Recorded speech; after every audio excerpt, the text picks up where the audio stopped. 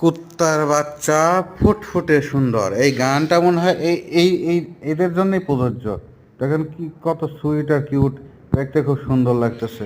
এই জন্য এই বাড়িওয়ালাটা একে মনে হয় পালার উদ্দেশ্যে, পোষ মানানোর উদ্দেশ্যে এটা দড়ি দিয়ে কি শিকল দিয়ে মনে হয় বেঁধে রাখছে।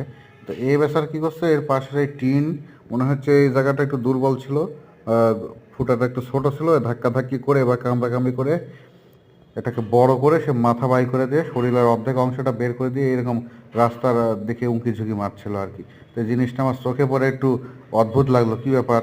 ও মানে ওর বন্দি জীবনটা হয়তো ভালো লাগতেছে না, ও ছুটে বেড়াতে চায়, ঘুরবে ফিরবে, দুনিয়াটা দেখবে, কিন্তু ওকে মনে হয় আবদ্ধভাবে রাখতেছে। যদিও দেখলাম খাবার দাবার দিয়ে রাখছে, সেটাও খাচ্ছে না। আসলে বন্দি জীবন রেখে যতই খাবার দেওয়া হোক না কেন এটা কারোই পছন্দ না।